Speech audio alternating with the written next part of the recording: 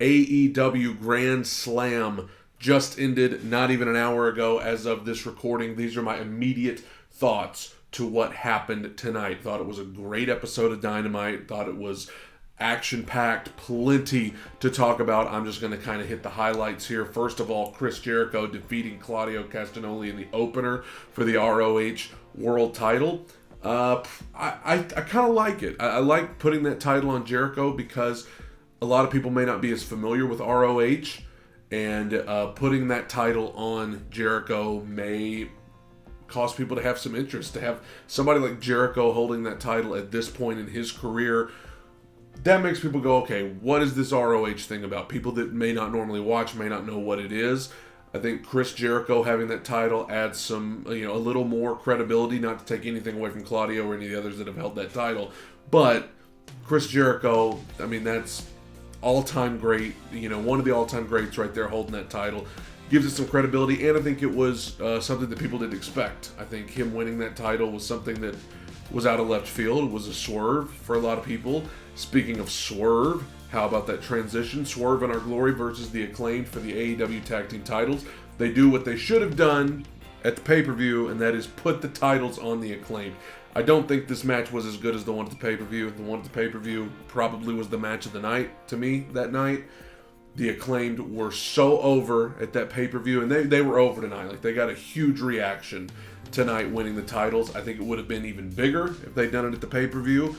But I don't think that Tony Khan foresaw just how over the Acclaimed were going to be at the pay-per-view, so it ended up happening tonight. The match wasn't as good, but it was still good enough. Great moment with the Acclaimed winning the title. They are so over right now. It's the right call to put the tag team titles on them, in my humble opinion. And now Swerve and Our Glory, Keith Lee and Swerve, looks like they may be doing a kind of breakup angle between the two of them, but maybe there'll be a rematch at some point. But good for the Acclaimed. I thought that everybody's just kind of been in their corner. Everybody's been wanting to see this. And again, I wish it had happened at the pay-per-view, but then again, if it had, maybe CM Punk's antics afterwards would have overshadowed it anyway. So it's probably best that they waited till tonight. Good for the Acclaimed, not just winning the tag team titles, but being so over that maybe they weren't even going to put the titles on them, but then they saw how over they were, and were like, we got to put it on them. So good for the Acclaimed. How about Soraya debuting in the AEW women's division? There have been rumors about it. I thought if it was going to happen, it would be a little ways into the distance, but it happened tonight. I think the AEW women's division needs somebody like Soraya. They need a big name. They need a big star. I think that division's hurting for star power. I'm not saying you don't have any big names in that division, but you need more. You need more established names, just like the men's division needs, the Jerichos, the Moxleys, the Danielsons, the people that, they are sure enough stars. I think this women's division needs somebody like Soraya. Good for her. She's kind of following that same story as Edge, Bryan Danielson.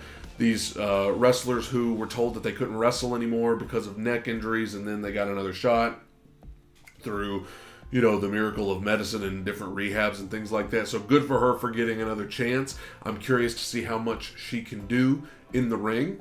Obviously, people like Edge and Bryan Danielson, they have just jumped back in, and they're right back in. So I'm hoping she'll be able to do that. Of course, I hope she's careful and she doesn't try to do too much. But this women's division needed a spark. She can provide that. Everybody, if you didn't watch, you don't know who I'm talking about. Formerly known as WWE's Paige back in the day, who had to retire because of the neck injuries. Now she is Soraya. She's in AEW. Very interested to see where that goes. That is good for that women's division. They need somebody like her. Good deal. And then the main event. Jon Moxley, Bryan Danielson for the vacant AEW World title. And I thought the match was really good, as expected. I would be honest with you, the ending of this match fell a little flat to me. It just fell a little flat. Just the sleeper hold thing. I don't know. It just felt like kind of a lame ending. Some of you will disagree, and that's fine. I thought the finish was flat. I think Moxley was probably the most predictable winner of the whole tournament. you know, kind of want people to forget that he lost to CM Punk clean in the middle of the ring. I get that. You didn't want any of this to happen with Punk, the injury or the ridiculousness that he pulled at the press thing afterwards. But yeah, I just thought the ending was flat. I thought the ending kind of hurt the match a little bit because the match was really good, of course, but the ending just kind of wasn't quite what it needed to be, in my opinion. Now, as far as Moxley winning, he sure deserves it. I mean, he's really been kind of the face of the company. He's, you know, he's kind of taken one for the team. He was supposed to be on vacation. He had to come back early.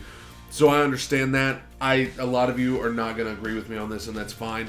Feels a little lame to me, him just getting the title. But I listen, he was the champion. He lost the title. And I understand this wasn't the plan. It was supposed to be CM Punk and MJF and whatever. And Moxley cut that great promo a couple of weeks ago after the whole Punk thing. But I don't know. It just feels like, oh, you know, Moxley's the champion again. You know, I love Moxley. You know, I don't have a problem with Jon Moxley. But the ending fell flat. And then to have this big tournament and then Moxley just wins the title again, it just felt a little bit like, you know, not like I'm discouraged about it. I'm just a little deflated. Just a little like, okay, that's cool. Whereas if Bryan Danielson had won, I would have been like, oh, like, what are they going to do with this? Like, you know, Moxley is like really wanting to be the champion. He's really wanting to take the ball and run with it. And he came up short. So now you have problems within the Blackpool Combat Club.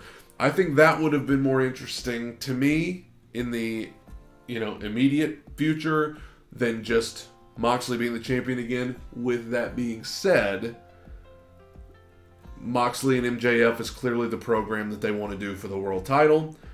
I think MJF needs to win the title. I think MJF should be the champion when it's all said and done.